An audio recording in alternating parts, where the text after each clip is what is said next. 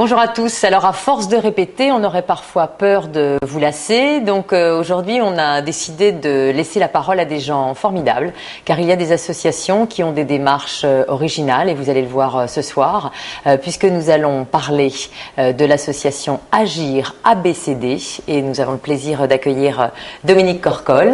Madame, bonsoir. Bonsoir. Et Monsieur Jean-Pierre Penalba, bonsoir, qui vont nous présenter cette association originale qui est née en 1983, et vous allez m'arrêter si je me trompe, donc en 1983, et qui dont les membres en fait sont constitués d'hommes et de femmes qui sont en fait retraités et qui donnent leur temps bénévolement et leur expérience pour apporter, alors dans plein de domaines, mais on va en faire le tour ensemble avec vous, pour apporter, notamment dans un sujet qui nous est notre thème de prédilection, qui est la santé, mais vous intervenez aussi sur plein d'autres domaines. Donc des retraités qui aident les autres, c'est ça les gens formidables de d'Agir. Bénévoles. Oui.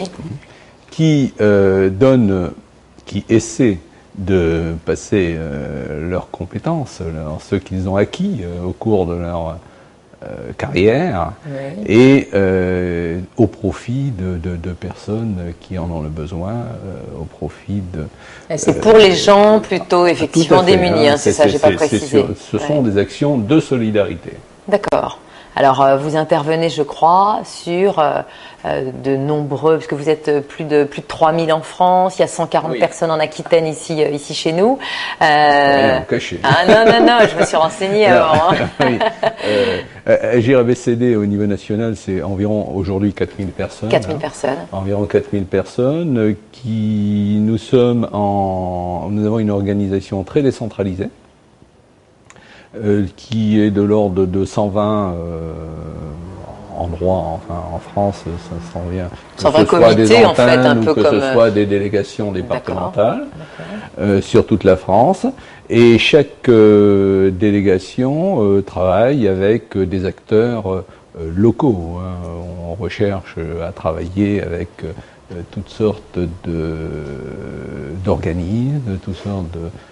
Des collectivités locales même, les ministères de l'Éducation, j'ai vu aussi, oui. avec lesquels vous travaillez. Alors nous travaillons avec les lycées, les collèges et les écoles dans le cadre de l'illettrisme ou soutien scolaire. Voilà, alors ça fait partie d'une de vos premières, je reprends ma petite fiche, dans l'éducation, en domaine d'intervention, c'est ça, éducation, Oui. Illettrisme, vous travaillez pour donc aider les gens. Alors il y a quoi? Il y a des cours qui sont donnés aux gens? Oui, tout à fait. Alors ce sont des étrangers, ça peut être des étrangers ou des jeunes en difficulté. Voilà, je voudrais simplement rajouter une chose, Oui. c'est que Agir ABCD n'est pas que de l'illettrisme et que du soutien scolaire ou que de l'apprentissage du français à des étrangers. Agir ABCD, c'est Association Générale des intervenants retraités qui font alors, moi, je suis très récente dans cette association, car il n'y a pas très longtemps, je travaillais encore. Et le ABCD, c'est action de bénévoles, il faut m'aider Jean-Pierre. De coopération et développement. Voilà, d'accord. Coopération et c'est développement. ça le ABCD, Voilà. d'accord. Et donc l'éventail est extrêmement large, c'est-à-dire qu'il y a d'un côté toute cette partie d'illettrisme, mais il y a aussi essentiellement un grand département d'insertion-réinsertion. Voilà, ça j'ai vu. Emploi et insertion, voilà. C'est là où vous êtes dans ce cadre-là. Là, on est dans l'emploi, là, on aide on accompagne des projets. Même des créations d'entreprises, je veux dire. Oui, tout à fait. Des gens qui sont démunis, qui ne savent pas, et là, des retraités qui ont monté leur entreprise. De micro-entreprises. Hein. Oui, bien sûr. On parraine des jeunes qui vont justement créer leur entreprise. On accompagne des... Quand vous les parrainez, alors on va prendre un exemple. C'est un jeune qui veut se lancer, qui a une bonne idée, ou même qui veut qui veut être artisan. Voilà. Mais il y a des tas de formalités. Voilà. C'est compliqué en fait de monter sa société quand on a une compétence. Et vous allez jusqu'où dans l'accompagnement? La première des choses, il fait une démarche auprès de nous, soit envoyé par quelqu'un, soit directement, ce qui est relativement rare. Une fois qu'il est là, il nous explique son problème. Et là, nous avons une Béatrice qui est une petite merveille, qui téléphone et qui dit « Allô Jean-Pierre, ce monsieur veut être boulanger. il veut monter son entreprise de boulangerie. Et à ce moment-là, Jean-Pierre dit, pas de problème, il est notre spécialiste juridique sur la place, et il dit, bon, très bien, je prends rendez-vous avec ce jeune homme qui vient me voir, et on va voir ce qu'on peut faire. Et il fait parler l'individu. Et là, Jean-Pierre se rend compte que non seulement il veut être boulanger, mais qu'il n'a pas tellement de formation, que finalement, il vient d'ailleurs, qu'il ne maîtrise pas totalement son français et surtout pas sa table de multiplication. Donc, allô Hubert, qui lui intervient sur le mode de l'éducation. Du coup, cette association essaie de reconstituer les manques de ces gens qui de bien compétences, souvent sont en difficulté et entre eux arrivent à résoudre en gros les problèmes et à accompagner ces individus avec bien souvent l'aide des municipalités, il faut le reconnaître. Car avec qui vous travaillez. Voilà. Ça c'est bien. On devient participant des institutionnels globalement. Qui même vous envoient des gens qui ont des demandes, c'est eux qui sont pourvoyeurs. Les services sociaux. Sont nos prescripteurs. Sont nos prescripteurs, pour reprendre dans notre langage à nous.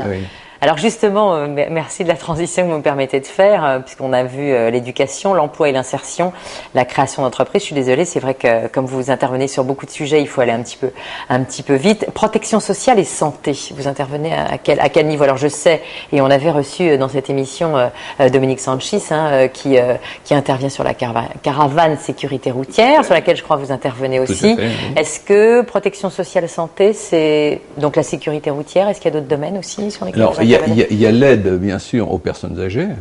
Nous intervenons, par exemple, dans le cadre du plan canicule, nous avons aidé d'autres associations.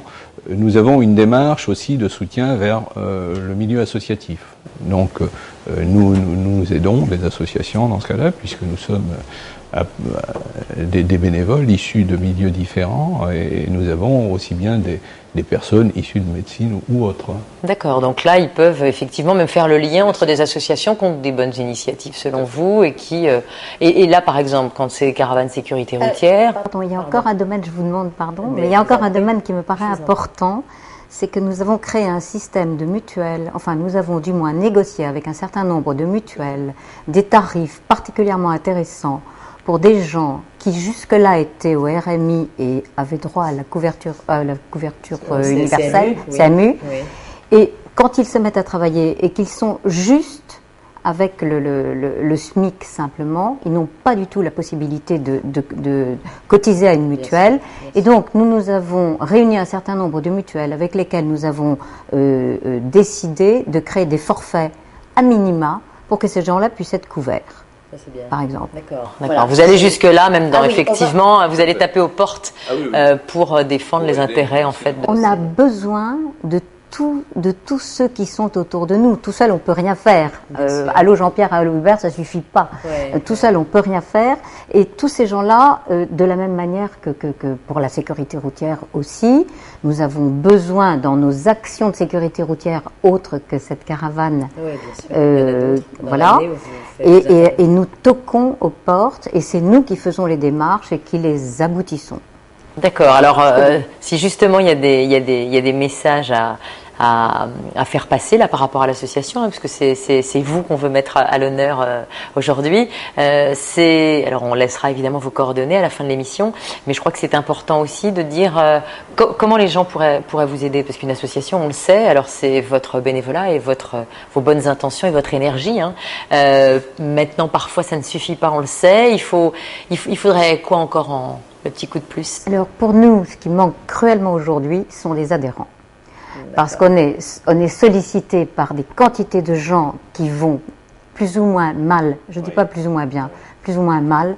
C'est ces gens-là qui sont notre clientèle, si j'ose m'exprimer ainsi. Et nous ne suffisons pas parce qu'on n'est pas suffisamment nombreux.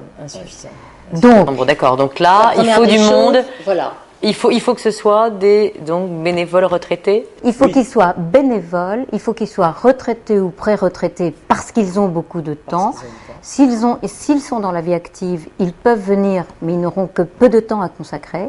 Mais à la limite, toutes les bonnes volontés sont... Absolument. On peut donner le temps absolument. qu'on a envie de donner, bien sûr. Si quelqu'un est au chômage et ne sait vraiment pas quoi faire, il n'y a aucun problème. D'accord. Pendant un certain temps, il peut venir travailler avec nous bénévolement.